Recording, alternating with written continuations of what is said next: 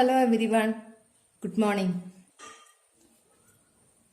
Today we are going to study geography. First lesson is seasons and time. We know that there are different seasons. A season is a subdivision of the year marked by changes in weather, ecology and hours of daylight. Why seasons change? That is because of the variation in the amount of sunshine received on the earth. And why the amount of sunshine received on the earth is varying? That is because of the tilt of the earth axis and the revolution of the earth.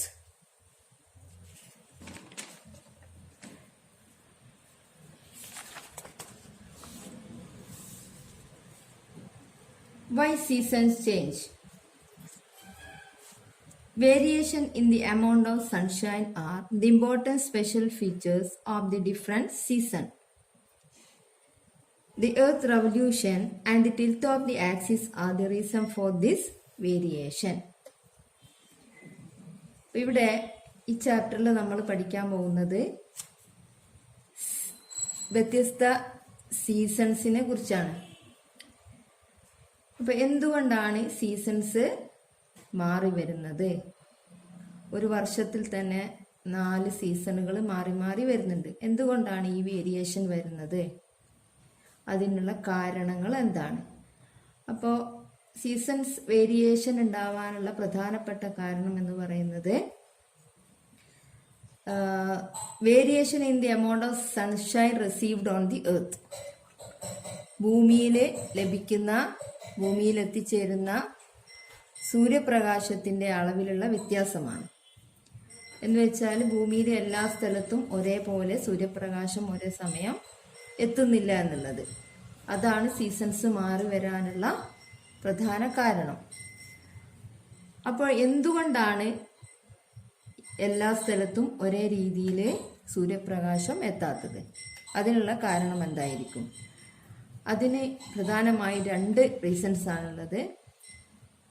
First reason earth revolution. Second reason the tilt of the axis. ഇപ്പോൾ earth revolution എന്ന് പറഞ്ഞാൽ നമുക്കറിയാം there are 2 movements on the earth, earth revolution and earth rotation. Earth സണ്ണിനെ revolve ചെയ്യുക അല്ലെ, അതിനാണ് revolution എന്ന് പറയുന്നത്. അതിന് ഒരു വർഷം ടൈം എടുക്കുന്നുണ്ട്. ഏകദേശം 365 ക്വാർട്ടർ ഡേയ്സ് ആണ് എർത്ത് 1 റെവല്യൂഷൻ കംപ്ലീറ്റ് ചെയ്യാൻ വേണ്ടിയിട്ട് എടുക്കുന്നത്. അപ്പോൾ ആ എർത്ത് റെവല്യൂഷനും പിന്നെ ടിൽറ്റ് ഓഫ് ദി ആക്സിസ് എന്ന് പറഞ്ഞാൽ നമുക്കറിയാം ഭൂമി 23½ ഡിഗ്രി നോർത്തിലേക്ക് ചെരിഞ്ഞിട്ടാണ് സ്ഥിതി ചെയ്യുന്നതെന്നുള്ളത് നമുക്കറിയാം. നമുക്ക് ഗ്ലോബ് കാണുമ്പോൾ നമുക്കറിയാം ഗ്ലോബ് ഏത് പൊസിഷനിൽ വെച്ചാലും ഒരു ചെരിവ് ഗ്ലോബിന് കാണുന്നുണ്ടല്ലോ. അതിൻ്റെ ആക്സിസിൽ അതാണ് ടിൽറ്റ് ഓഫ് ദി ആക്സിസ് എന്ന് പറയുന്നത്. അപ്പോൾ ഇത് രണ്ടുമാണ്, ഈ 2 റീസൺസ് ആണ് സൺഷൈൻ ഭൂമിയിൽ, അതായത് സൺറൈസ് ഭൂമിയിലെ എല്ലാ സ്ഥലങ്ങളിലും ഒരേപോലെ എത്താത്തതിനുള്ള കാരണം. Then you know that it is an elliptical orbit that the earth revolves around the sun. Earth സണ്ണിനെ റിവോൾവ് ചെയ്യുന്നത് ഒരു എലിപ്റ്റിക്കൽ ഓർബിറ്റിലൂടെയാണ്, അതായത് ദീർഘവൃത്താകൃതിയിലുള്ള സഞ്ചാരപഥത്തിലൂടെയാണ് എന്നുള്ള കാര്യം നമുക്ക് അറിയാവുന്നതാണ്. പിന്നെ the axis of the earth is tilted at an angle of 66½ degree from the orbital plane. If measured from the vertical plane, this would be 23½ degree. The earth maintain ഈ ടെക്സ്റ്റിലെ picture നോക്കിയാൽ figure 1.1 നോക്കിയാൽ നമുക്ക് മനസ്സിലാകും എർത്തിന്റെ ആ ചെരിവ് tilt. ഇതിവിടെ ഈ മിഡിലൂടെ pass ചെയ്താണ് ആക്സിസ് ഓഫ് ദി എർത്ത്. അപ്പോൾ ഇവിടെ നോർത്ത് പോൾ, സൗത്ത് പോൾ. അപ്പോൾ ഇവിടുന്ന് ഈ ഭാഗം 23½ ഡിഗ്രി, ഇതാണ് വെർട്ടിക്കൽ പ്ലെയിൻ എന്ന് പറയുന്നത്. അതിൻ്റെ ഈ ഭാഗം ഈ ആംഗിള്, പിന്നെ ബാക്കി വരുന്ന ഈ ആംഗിളാണ് ഓർബിറ്റൽ പ്ലെയിൻ എന്ന് പറയുന്നത്. അപ്പോൾ ഇവിടെ ഓർബിറ്റൽ പ്ലെയിൻ 66½ ഡിഗ്രിയും വെർട്ടിക്കൽ പ്ലെയിൻ 23½ ഡിഗ്രിയുമാണ് അതിൻ്റെ ടിൽറ്റ് കാണിക്കുന്നത്. ഈ സംഭവമാണ് എന്ത് parallelism of the earth axis എന്ന് പറയുന്നത് അല്ലേ. വെർട്ടിക്കൽ പ്ലെയിനിൽ 23½ ഡിഗ്രിയും ഓർബിറ്റൽ പ്ലെയിനിൽ 66½ ഡിഗ്രി ചെരിവിനെയാണ് അത് parallelism of the earth axis എന്ന് പറയുന്നത്.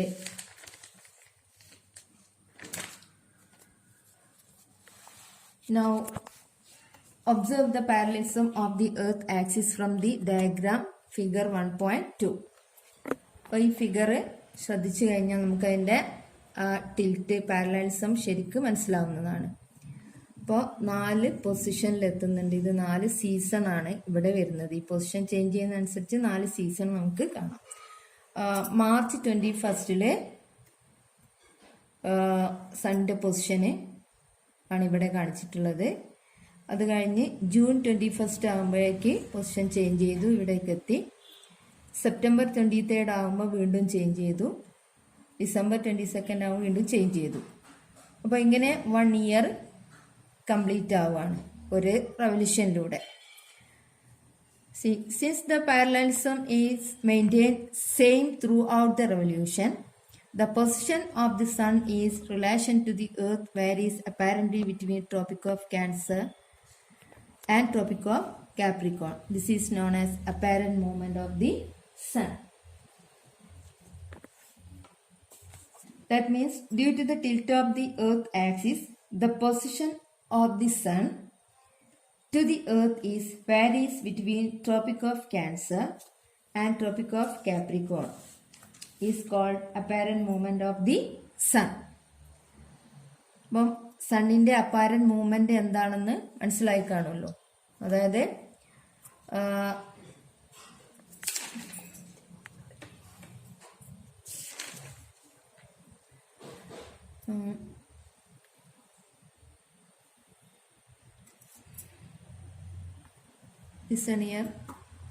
ഇത് equator, Tropic of Cancer, Arctic Circle, Tropic of Capricorn and Arctic Circle, North Pole, South Pole, 0 degree.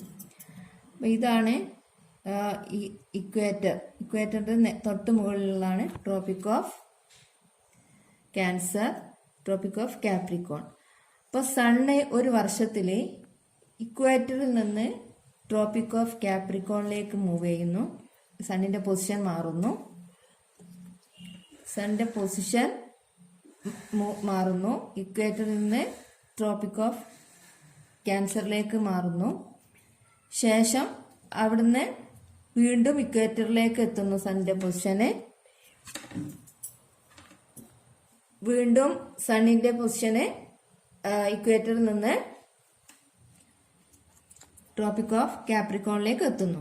അങ്ങനെ ഈ മൂവ്മെന്റ് ഇക്വേറ്ററിൽ നിന്ന് ട്രോപ്പിക് ഓഫ് ക്യാൻസറിലേക്ക്, ട്രോപ്പിക് ഓഫ് ക്യാൻസറിന് വീണ്ടും ഇക്വേറ്ററിലേക്ക്, ഇക്വേറ്ററിൽ നിന്ന് ട്രോപ്പിക് ഓഫ് കാപ്രിക്കോണിലേക്ക്, ട്രോപ്പിക് ഓഫ് കാപ്രിക്കോണിൽ നിന്ന് വീണ്ടും ഇക്വേറ്ററിലേക്ക്. അങ്ങനെ വരുമ്പോൾ ഈ ചേഞ്ചസ് കംപ്ലീറ്റ് ആകുമ്പോഴേക്ക് 1 ഇയർ ഇവിടെ കംപ്ലീറ്റ് ആകുന്നു. ഈ സണ്ണിന്റെ ഈ മൂവ്മെന്റിനാണ് എന്ത് പറയുന്നത്? സണ്ണല്ല മൂവ് ചെയ്യുന്നത്, എർത്ത് റൊട്ടേറ്റ് ചെയ്യുമ്പോൾ റിവോൾവ് ചെയ്യുന്ന അനുസരിച്ച് സണ്ണിന്റെ പൊസിഷൻ എർത്തിൽ മാറുകയാണ് ചെയ്യുന്നത്.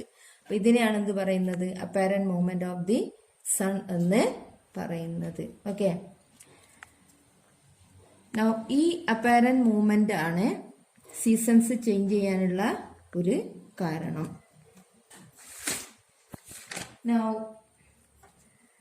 ഇവിടെ parallelism of the earth axis എന്താന്ന് പറഞ്ഞു. അതിന്റെ ഡെഫിനിഷൻ എന്താണ്?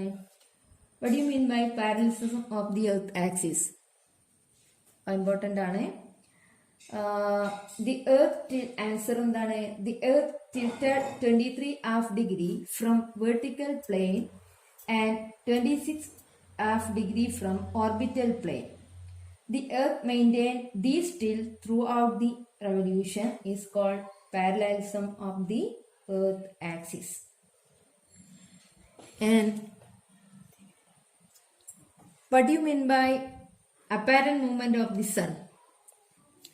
Apparent movement of the sun എന്താണ്?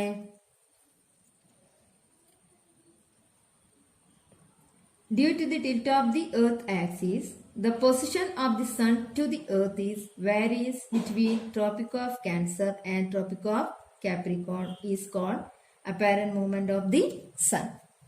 അതാണ് എൻ്റെ ആൻസർ. അപ്പോൾ ഇവിടെ നമുക്ക് 2 ക്വസ്റ്റ്യന് വന്നു.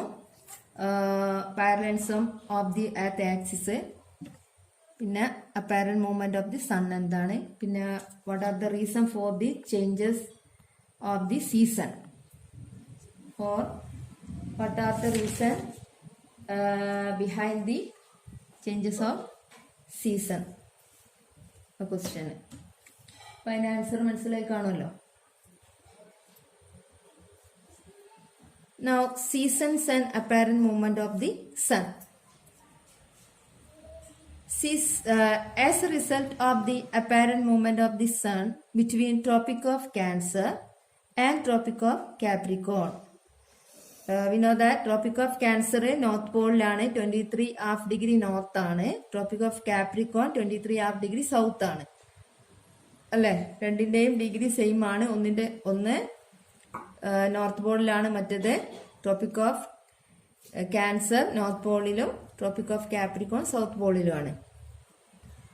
അപ്പോൾ ഇവിടെ ഈ സണ്ണ് ഇവിടെ സണ്ണിൻ്റെ പൊസിഷൻ ഇങ്ങോട്ടും ഇങ്ങോട്ടും മൂവ് ചെയ്യും നമ്മൾ പറഞ്ഞു.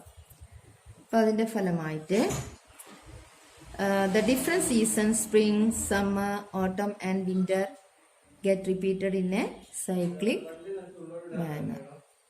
Okay. Now, seasonal changes are not usually very obvious in the tropical regions because of the incidence of large amount of sunrays throughout the year. ഇവിടെ പറയുന്നത് സീസണൽ ചേഞ്ചസ് ട്രോപ്പിക്കൽ റീജിയണിൽ വ്യക്തമായിട്ട് പ്രകടമായിട്ട് അനുഭവപ്പെടാറില്ല എന്നതാണ്. അതിൻ്റെ കാരണം ആ പ്രദേശങ്ങളിലാണ്, ആ ഭാഗത്താണ് ഭൂമിയിൽ സൺറൈസ് ഏറ്റവും കൂടുതലായിട്ട് ലഭിക്കുന്നത്.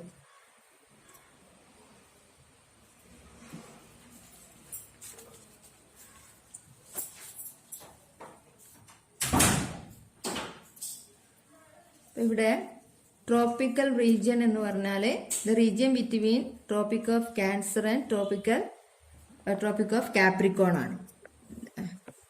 ഇത്രയും വരുന്ന പ്രദേശങ്ങളാണ് ട്രോപ്പിക്കൽ റീജിയൻ എന്ന് പറയുന്നത്.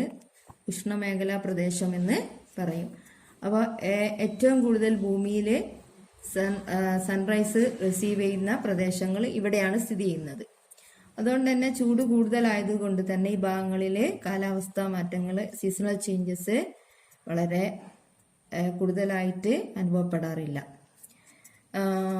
പിന്നെ ഏറ്റവും കൂടുതലായിട്ട് സീസണൽ ചേഞ്ചസ് അനുഭവപ്പെടുന്നത് ടെമ്പറേറ്റ് സോണിലാണ്, അല്ലെങ്കിൽ മിഡ് ലാറ്റിറ്റ്യൂഡ് എന്ന് പറയും. ഇവിടെ പിന്നെ ആർട്ടിക് സർക്കിളിൻ്റെയും ട്രോപ്പിക് ഓഫ് ക്യാൻസറിൻ്റെയും ഇടയിലുള്ള പ്രദേശം നോർത്ത് പോളിൽ, സൗത്ത് പോളിലാണെങ്കിൽ അന്റാർട്ടിക് സർക്കിളിൻ്റെയും ട്രോപ്പിക് ഓഫ് ക്യാൻസറിൻ്റെയും ഇടയിലുള്ള ഈ ഇത്രയും പ്രദേശങ്ങൾ, ഇതാണ് ഇത് ടെമ്പറേറ്റ് സോൺ അല്ലെങ്കിൽ മിഡ് ലാറ്റിറ്റ്യൂഡ് എന്ന് പറയുന്നത്. അപ്പോൾ ഭൂമിയിലെ ഈ ടെമ്പറേറ്റ് സോണിലാണ് ഏറ്റവും കൂടുതൽ സീസണൽ ചേഞ്ചസ് അനുഭവപ്പെടുന്നത്. പിന്നെ അതിന് മുകളിൽ നോർത്ത് പോളിലും സൗത്ത് പോളിലും ഈ ഭാഗത്ത് സൂര്യപ്രകാശം എത്തുന്നതിൻ്റെ അളവ് വളരെ കുറവായത് കൊണ്ട് തന്നെ ഇവിടെ പ്രത്യേകിച്ച് സീസൺസ് മാറി മാറി വരുന്നില്ല. ഇവിടെ വർഷം മുഴുവനും മഞ്ഞ് മൂടിക്കിടക്കുന്ന പ്രദേശങ്ങളാണ്. വർഷത്തിൽ 6 മാസം ഡേയും 6 മാസം നൈറ്റും ആണ് ഈ പ്രദേശത്ത് അനുഭവപ്പെടുന്നത്.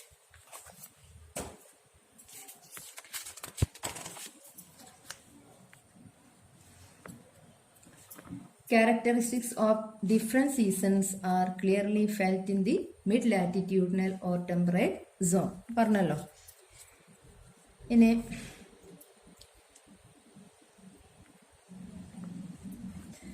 the frigid zones do not experience all the seasons. Discuss the reason. ഇപ്പോൾ ഫ്രിജിഡ് സോൺ എന്താണെന്ന് നമ്മൾ പറഞ്ഞു. നോർത്ത് പോളിൽ സൗത്ത് പോളിൽ ആണ് ആ ഭാഗം വരുന്നത്. ഫ്രിജിഡ് സോൺ വരുന്നത് അവിടെ എല്ലാ സീസൺസും 4 സീസൺ പറഞ്ഞ് സമ്മർ, വിന്റർ, ഓട്ടം, സ്പ്രിംഗ് സീസൺസ് അവിടെ മാറി മാറി അനുഭവപ്പെടുന്നില്ല. അതിന് കാരണം എന്താണ് നമുക്കറിയാം. അവിടെ എന്താണ് it is covered with ice അല്ലേ ത്രൂ ഔട്ട് ദി ഇയർ. അതുകൊണ്ടാണ് കാരണം. ഈക്വൽ മാത്രം അതിന് കാരണം അങ്ങനെ അവിടെ മഞ്ഞ് മൂടപ്പെട്ട നിലയിൽ കാണപ്പെടാനുള്ള കാരണം എന്താണ്? വളരെ കുറഞ്ഞ അമൗണ്ടിലാണ് അവിടേക്ക് സൂര്യപ്രകാശം എത്തുന്നത്. അതാണ് അതിനുള്ള കാരണം. Equal amount of sunlight is received in the northern hemisphere as well as in the southern hemisphere when the sun is vertically over the equator. ഇനി സണ്ണ് ഇക്വേറ്ററിന്റെ മുകളിൽ വെർട്ടിക്കലായിട്ട് പതിക്കുന്ന സമയത്ത് നോർത്തേൺ ഹെമിസ്ഫിയറിലും സദേൺ ഹെമിസ്ഫിയറിലും equal amount of sunlight received in this northern hemisphere and southern hemisphere. അപ്പോൾ sun ഇക്വേറ്ററിന്റെ മുകളിൽ വെർട്ടിക്കലായി എത്തുന്ന സമയത്താണ് നോർത്തേൺ ഹെമിസ്ഫിയറിലും സദേൺ ഹെമിസ്ഫിയറിലും തുല്യ അളവിൽ സൂര്യപ്രകാശം ലഭിക്കുന്നത്. The apparent position of the sun during the Earth's revolution will be over the equator on March 21st and September 23rd. അപ്പോൾ ഈ സണ്ണിന്റെ അപ്പാരന്റ് പൊസിഷൻ, അതായത് സണ്ണ് കൃത്യമായിട്ട് വളരെ കറക്റ്റായിട്ട് ഇക്വേറ്ററിൽ എത്തുന്ന സമയം എന്ന് പറയുന്നത് വർഷത്തിൽ 2 പ്രാവശ്യമാണ്. മാർച്ച് 21st സെപ്റ്റംബർ 23rd ഇത് ഇക്വിനോക്സ് എന്നാണ് ഇത് അറിയപ്പെടുന്നത്. March 21st and September 23rd. അപ്പോൾ അതുകൊണ്ട് the length off day and night will be equal during these days on both the hemisphere. അപ്പോൾ ഇക്വിനോക്സിന്റെ പ്രത്യേകത എന്ന് പറയുന്നത് അതായത് മാർച്ച് 21st സെപ്റ്റംബർ 23rd എന്താണ് ഡേയും നൈറ്റും ഈക്വൽ ആയിരിക്കും അല്ലെ. 2 ഹെമിസ്ഫിയറിൽ, അതായത് നോർത്തേൺ ഹെമിസ്ഫിയറിലും സദേൺ ഹെമിസ്ഫിയറിലും ഡേയും നൈറ്റും ഈക്വൽ ആയിട്ടാണ് വരുന്നത്. Now these days are called equinoxes. അപ്പോൾ ഇക്വിനോക്സസ് എന്ന് പറയുന്നത് മാർച്ച് 21st സെപ്റ്റംബർ 23rd ആണ്. അതിന്റെ പ്രത്യേകത വെർട്ടിക്കൽ സൺറൈസ് ഇക്വേറ്ററിൽ എത്തുന്ന ദിവസമാണത്. അപ്പോൾ അങ്ങനെ ആ ദിവസങ്ങളിൽ ഈക്വൽ ഡേയും നൈറ്റും ആയിരിക്കും നോർത്തേൺ ഹെമിസ്ഫിയറിലും സദേൺ ഹെമിസ്ഫിയറിലും അനുഭവപ്പെടുന്നത്. Okay.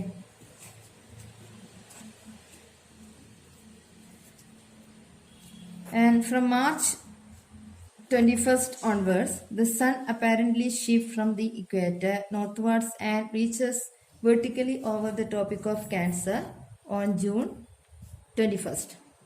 This day is known as summer solstice in the northern hemisphere.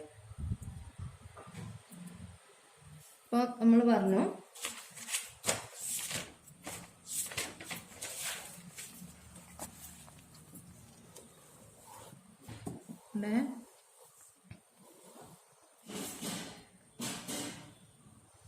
March 21st സണ്ണിന്റെ position ഇക്വേറ്ററിലാണെന്ന് പറഞ്ഞു. അപ്പൊ അവിടുന്ന് അങ്ങോട്ട് സണ്ണ് നോർത്ത് വാർഡിലേക്കാണ് മൂവ് ചെയ്യുന്നത്. നോർത്തിലേക്ക് ഇങ്ങനെ മൂവ് ചെയ്ത് പോവാണ്. അങ്ങനെ ജൂൺ 21st ട്രോപ്പിക് ഓഫ് ക്യാൻസറിലേക്ക് എത്തുന്നത്. മാർച്ച് 21st ഇവിടുന്ന് മൂവ് ചെയ്ത് കറക്റ്റ് ജൂൺ 21st സണ്ണിന്റെ പൊസിഷന് ട്രോപ്പിക് ഓഫ് ക്യാൻസറിലേക്ക് എത്തുന്നു. അപ്പൊ ഈ ദിവസം നോർത്തേൺ ഹെമിസ്ഫിയറിൽ സമ്മർ സോൾസ്റ്റൈസ് എന്ന പേരിലാണ് അറിയപ്പെടുന്നത്. ജൂൺ 21st സമ്മർ സോൾസ്റ്റൈസ് എന്ന പേരിൽ അറിയപ്പെടുന്നു. അപ്പൊ ഈ ദിവസത്തിന്റെ പ്രത്യേകത എന്ന് പറയുന്നത് നോർത്തേൺ ഹെമിസ്ഫിയറിലെ പകൽ കൂടുതലായും ഡേ കൂടുതലും നൈറ്റ് കുറവുമായിരിക്കും June 21st. At the same time southern ഹെമിസ്ഫിയറിലെ ഡേ കുറവും നൈറ്റ് കൂടുതലുമായിരിക്കും. അതായത് ജസ്റ്റ് ഓപ്പോസിറ്റ്. നോർത്തിൽ എന്താണോ അതിന്റെ ജസ്റ്റ് ഓപ്പോസിറ്റിലായിരിക്കും അതേ ദിവസം സൗത്തിൽ അനുഭവപ്പെടുന്നത്. ഈ ജൂൺ 21 ഇതിന് സമ്മർ സോൾട്ടൈസ് എന്നാണ് പറയുന്നത്. സമ്മർ സോൾട്ടൈസ് അനുഭവപ്പെടുന്നത് നോർത്തേൺ ഹെമിസ്ഫിയറിലാണ്, അഥവാ ട്രോപ്പിക് ഓഫ് ക്യാൻസറിലാണ്. Okay.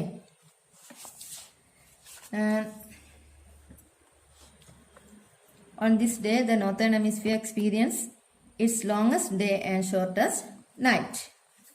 And there is a question: what is the peculiarity of the day and the night in the southern hemisphere on 21st June? അപ്പോൾ June 21 southern ഹെമിസ്ഫിയറിലെ day നൈറ്റിന്റെ പ്രത്യേകത എന്തായിരിക്കും?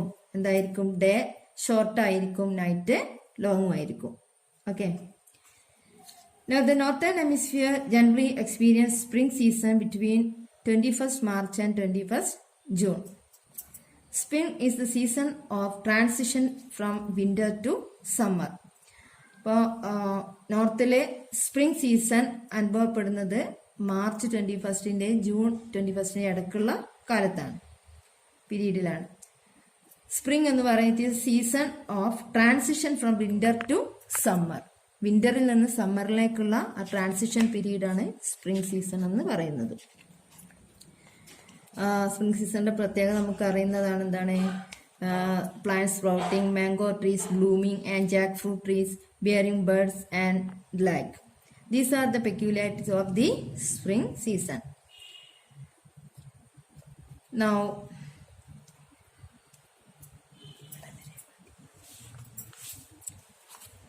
the southward apparent movement of the sun begins from 21st June and again reaches vertically over the equator on 23rd September.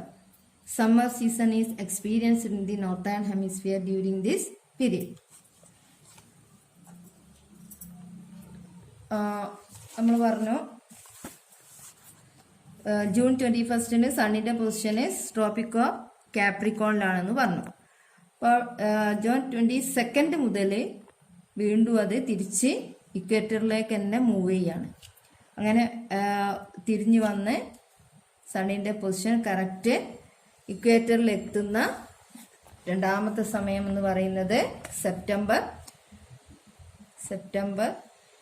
23rd. Okay. അപ്പോൾ ഇതും എന്താണ്? Equinox എന്ന് തന്നെയാണ് അറിയപ്പെടുന്നത്. അപ്പോൾ ഇക്വിനോക്സ് എന്നാൽ മാർച്ച് 21 സെപ്റ്റംബർ 23 ആണ് ഇക്വിനോക്സസ് എന്ന് അറിയപ്പെടുന്നത്. ഈ 2 ദിവസങ്ങളിലെ സൺറൈസ് വെർട്ടിക്കലായിട്ട് ഇക്വേറ്ററിൽ എത്തുന്ന ദിവസങ്ങളാണിത്. ഓക്കെ. അപ്പോൾ അതിന്റെ പ്രത്യേകത നമ്മൾ നേരത്തെ പറഞ്ഞു. ഈക്വൽ ഡേയ്സ് ആൻഡ് നൈറ്റ് ആയിരിക്കും ബോത്ത് ദ ഹെമിസ്ഫിയർ, നോർത്തേൺ ഹെമിസ്ഫിയറിലും സദേൺ ഹെമിസ്ഫിയറിലും രാത്രിയും പകലും തുല്യമായിരിക്കും എന്ന് നമ്മൾ പറഞ്ഞു. ഇനി സെപ്റ്റംബർ 23 കഴിഞ്ഞ് 24th മുതൽ സണ്ണിന്റെ പൊസിഷന് ഇക്വേറ്ററിൽ നിന്ന് സൗത്തിലേക്ക് മൂവ് ചെയ്യാണ്. അങ്ങനെ അത് ഡിസംബർ 22 കൂടി ട്രോപ്പിക് ഓഫ് ക്യാൻസറിലേക്ക് സണ്ണിന്റെ പൊസിഷൻ എത്തുന്നു. ഡിസംബർ 22 കൂടി ഈ ദിവസം വിന്റർ സോൾട്ടൈസ് എന്ന പേരിലാണ് അറിയപ്പെടുന്നത്. December 22 winter solstice. അത് സദേൺ ഹെമിസ്ഫിയറിലാണ് വിന്റർ സോൾട്ടൈസ്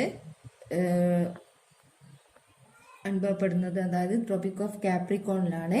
ഈ ദിവസത്തിന്റെ പ്രത്യേകത എന്ന് പറയുന്നത് സദേൺ ഹെമിസ്ഫിയറിലെ ഡേ ലൈറ്റ് കൂടുതലായിരിക്കും, നൈറ്റ് കുറവായിരിക്കും. At the same time northern ഹെമിസ്ഫിയറിലെ ഡേ ലൈറ്റ് കൂടുതലും നോർത്തേൺ ഹെമിസ്ഫിയറിൽ ഡേ ലൈറ്റ് കുറവും രാത്രി കൂടുതലുമായിരിക്കും. അപ്പോൾ നമുക്കറിയാം, നമുക്ക് വിന്റർ സീസൺ, ഇന്ത്യയിലെ വിന്റർ സീസൺ അനുഭവപ്പെടുന്നത് ഈ കാലയളവിലാണ്. നവംബർ ഡിസംബർ കാലത്താണ് വിന്റർ സീസൺ സ്റ്റാർട്ട് ചെയ്യുന്നത്.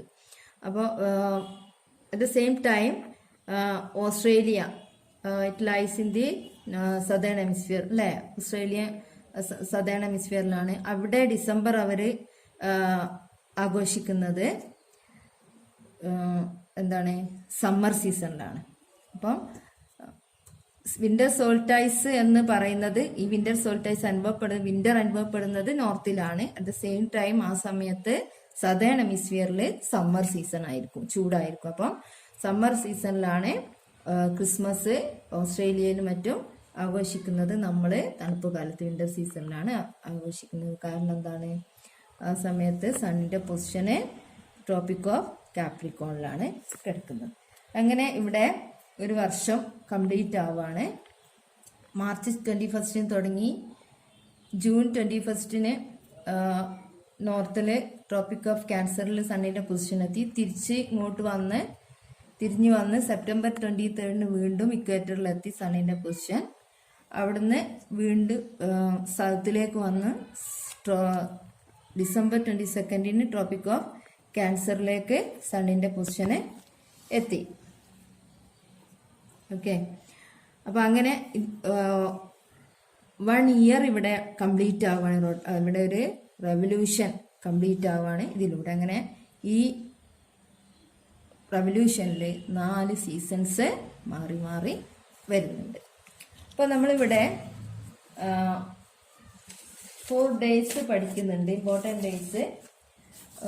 ഇക്വിനോക്സസ്, summer solstice and winter solstice. അപ്പോൾ ഇവിടെ ഇക്വിനോക്സ് എന്താണ്, സമ്മർ സോൾട്ടൈസ് എന്താണ്, വിന്റർ സോൾട്ടൈസ് എന്താണ് ഡിഫൈൻ ചെയ്ത് എഴുതാനുണ്ടാവും. ഇത് ഇമ്പോർട്ടൻ്റ് ആണ്, പബ്ലിക് എക്സാമിന് വരുന്ന ക്വസ്റ്റ്യൻസ് ആണ്, വളരെ ഇമ്പോർട്ടൻ്റ് ആണ്. ക്വസ്റ്റ്യന് നോട്ടിലേക്ക് ആൻസർ ചെയ്യുക, പഠിക്കാം. ഓക്കെ, അപ്പോൾ നമുക്കറിയാം ഇക്വിനോക്സസ് എന്ന് പറയുന്നത് മാർച്ച് 21 സെപ്റ്റംബർ 23 ദിവസങ്ങളാണ്. സമ്മർ സോൾട്ടൈസ് ജൂൺ 21 ആണ്.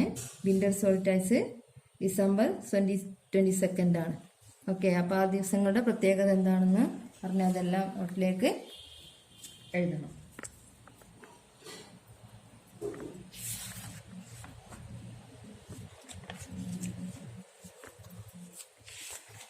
ഈ ടെക്സ്റ്റ് ബുക്കിലൂടെ ഈ apparent movement of the sun, അതിൻ്റെ അതുമൂലം ഉണ്ടാകുന്ന സീസൺസ് വരുന്ന മന്ത്സ് ഏതൊക്കെയാണെന്ന് ഇവിടെ ചാർട്ട് ചെയ്തിട്ടുണ്ട്. ടേബിൾ 1.1 ഇത് നോട്ടിലേക്ക് എഴുതണം എല്ലാവരും. ഈ പറഞ്ഞ കാര്യങ്ങൾ ഇത് നമുക്ക് മനസ്സിലാവും. നോർത്തേൺ ഹെമിസ്ഫിയറിലും സദേൺ ഹെമിസ്ഫിയറിലും സീസൺസ് മാറി മാറി വരുന്നത് ഈ ചാർട്ടിൽ നിന്ന് നമുക്ക് മനസ്സിലാക്കാവുന്നതാണ്. ഓക്കെ, അപ്പോൾ എല്ലാവരും ടെക്സ്റ്റ് ബുക്ക് നന്നായിട്ട് വായിക്കുക, ഡൗട്ട് ക്ലിയർ ചെയ്യുക, ക്വസ്റ്റ്യൻ ആൻസർ എഴുതുക, പഠിക്കുക.